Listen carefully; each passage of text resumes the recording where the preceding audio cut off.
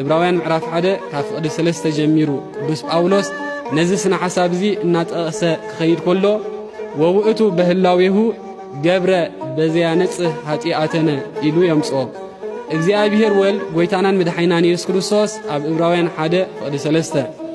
ኣብዚ ዓለም እዚ ኢሉ ቅዱስ ጳውሎስ ጎይታናን መድኃኒናን ኢየሱስ ክርስቶስ ኣብ ኃጢአት ኣብ ዝነበርናሉ ጊዜ ኣብ ኃጢአት መታን ከንጻህና ካብ ኃጢአት መታን ከርሐቐና ክርስቶስ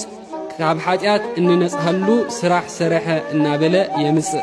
ስለዚ ምስትንሶም መንግሥተ ሰማያት የለን ዝበልዎ ነገር ብምንታይ ኣተኣሳሲሩ ቅዱስ ጳውሎስ ንሱ ክርስቶስ ኣብዚ ዓለም እዚ መከራ መስቀል ተዓጊሱ ኃጢአትና አንጽህልና ዝበሎ ስነ ሓሳብ ንምንታይ ደልይዎ ይጠቒስሎም እንተተባሃለ ድማ ቅዱስ ጳውሎስ እንታይ ኢሉ ንስኻትኩም መከራ እንተተቐበልኩም መከራ ትቕበልዎ ዘለኹም መንግሥተ ሰማያት ደልይኹም ኢኹም ስለዚ ኣብዚ ዓለም እዚ መከራ እንተተቐበለ ሰብ ንምንታይ ደልዩ መከራ ዝቕበል እንተተባሃለ ዓስቢ ደልዩ ሰብ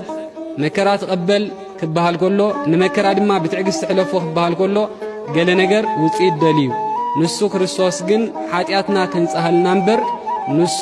ክነጽህ ንሱ ድማ ክብሪ ዝደሊ ኮይኑ መከራ ይተቐበለን እሞ